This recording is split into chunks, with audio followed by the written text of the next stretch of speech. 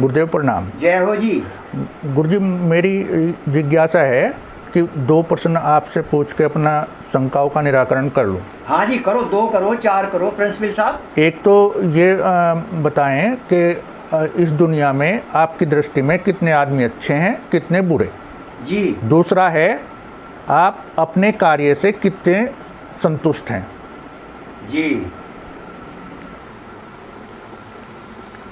Principal साहब के 2 प्रश्न हैं। एक है प्रिंसिपल साहब का प्रश्न कि स्वामी जी आप अपने कार्य से कितने संतुष्ट हैं।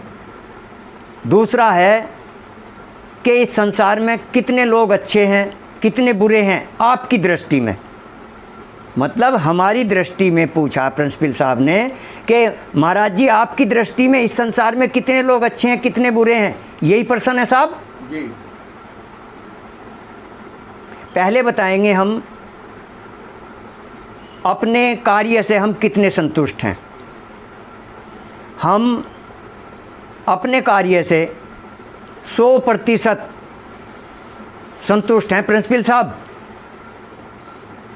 ये आध्यात्म कार्य ऐसा कार्य होता है, यदि आदमी इसमें स्वयं संतुष्ट नहीं है तो फिर दूसरे को क्या संतुष्ट करेगा, नहीं कर सकता।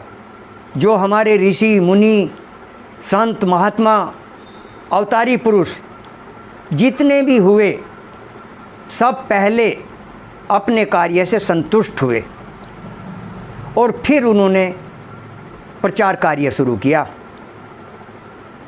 तो प्रिंसिपल साहब हम अपने कार्य से, अपने कार्य में 100% संतुष्ट हैं। हमें कोई शंका नहीं है, कोई कुछ नहीं है। क्यों कि जब मानव आत्म तत्व को जान जाता है, आत्मा को जान जाता है, अपने आप को जान जाता है, तो फिर उसे कुछ भी जानने की ज़रूरत नहीं होती, क्योंकि उसने जान लिया, अपने आप को जान लिया। लोग तो कहते हैं दूसरों को जानते हैं और अपने आप को जाना नहीं, और हम ये कहते हैं सर्वप्रथम अपने आप को जानना है, अपने आप को जानने के बाद फिर कुछ जानने की ज़रूरत नहीं होती। तो प्रिंसिपल साहब हम अपने कार्य में इसीलिए 100% संतुष्ट हैं। दूसरा प्रश्न है जी आपका कि इस संसार में कितने लोग श्रेष्ठ हैं और कितने निकृष्ट हैं, यही है प्रिंसिपल साहब। इस संसार में हमारी दृष्टि में सब लोग श्रेष्ठ हैं। अब मान लिया आपका प्रश्न हो जाए या आप तर्क करें कि महाराज चोर भी आपकी दृष्टि में श्रेष्ठ है, अच्छा है, या जार भी अच्छा है, या जो निकृष्ट कार्य करते हैं वे लोग अच्छे हैं। हाँ, वे भी अच्छे हैं, पर यदि वे गलत कार्य करेंगे, मान लिया कोई चोर है, चोरी करी, सज़ा किसको मिलेगी? चोर को। सज़ा तो उसी को मिली, तो वो तो उसे सोचना है। हमारे मान लिया काला चश्मा लगा है तो सारा संसार हमें काला नज़र आएगा। जब हम एक अच्छे कार्य करते हैं तो हमें तो दूसरे लोग भी अच्छे ही नज़र आते हैं। अब जो जैसा कर्म करेगा उसको वैसा फल मिल जाएगा। ये तो गीता में भी कहा है, अर्जुन जैसा कर्म करेगा वैसा फल मिल जाएगा।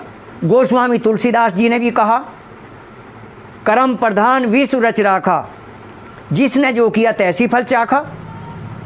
उन्होंने ये अच्छे बुरे को नहीं कहा तुलसीदास जी ने, उन्होंने तो केवल ये कहा कि जिसने जो किया वो अच्छा, उसको वैसा फल मिल जाएगा। अच्छा किया अच्छा मिलेगा, बुरा किया बुरा मिलेगा। अब हम किसी को बुरा कहने लगे, हम क्यों बुरा कहें? हम कौन है बुरा कहने वाले? हमारा अधिकार नहीं है किसी को बुरा कहने का। हम तो ये कहेंगे ये भले लोग हैं, ये भोले लोग हैं, इनको ये जो कार्य करेंगे इनको वो फल मिल जाएगा, वो सज़ा मिल जाएगी इनको। अब एक इसी के ऊपर एक उदाहरण देते हैं।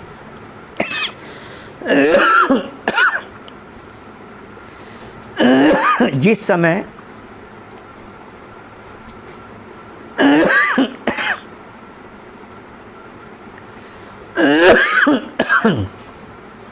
बता दे शुरू, हमें एक उदाहरण याद आया महाभारत काल का।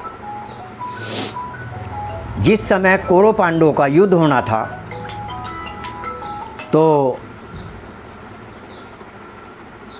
पांडवों ने भी और कौरवों ने भी श्री कृष्ण जी महाराज से एक प्रश्न किया कि महाराज यदि आप चाहें तो युद्ध को रोक सकते हो।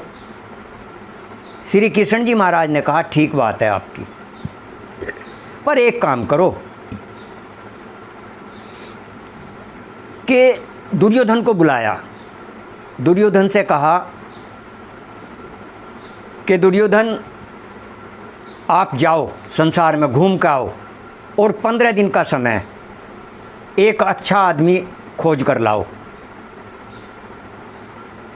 और धर्म युधिष्ठिर से कहा युधिष्ठिर जी आप जाओ और एक आदमी बुरा लाओ, बुरा ढूंढ कर लाओ। आपके लिए 15 दिन का समय। दोनों को 15 दिन का समय दिया और दोनों चले गए। 15 दिन के पश्चात दोनों खाली आ गए। दुर्योधन को कोई अच्छा आदमी नहीं मिला संसार में और धर्म युधिष्ठिर जी को कोई बुरा आदमी नहीं मिला। ये दृष्टि होती है। दुर्योधन की दृष्टि बुरी थी तो उसकी नज़र में सारा संसार बुरा था, सारा संसार बुरा नज़र आता था, तो अच्छा मिला ही नहीं, खाली आ गए दुर्योधन जी। और धर्म युधिष्ठिर भी खाली आ गए। क्यों? क्योंकि उनकी दृष्टि अच्छी थी, वे महान पुरुष थे, उन्हें कोई बुरा आदमी नहीं दिखाई दिया। तो 15 दिन के बाद धर्म युधिष्ठिर और दुर्योधन दोनों खाली आ गए। तो प्रिंसिपल साहब, इसीलिए अच्छे को सारा संसार अच्छा नज़र आता है और बुरे को बुरा नज़र आता है। तो अब हम भी किसी को क्या कहें कि ये अच्छा है बुरा है? हमारे लिए तो सब अच्छे हैं, हमें तो सब अच्छे दिखाई देते हैं। क्यों अच्छे दिखाई देते हैं? इसीलिए कि हमारी दृष्टि ऐसी है।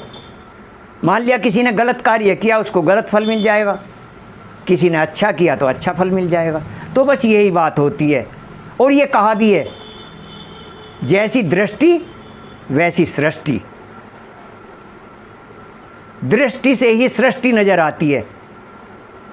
तो अपनी दृष्टि आदमी को श्रेष्ठ रखनी चाहिए, तो सारा संसार श्रेष्ठ नज़र आएगा। प्रेम से बोलिए श्री सतगुरुदेव महाराज की जय।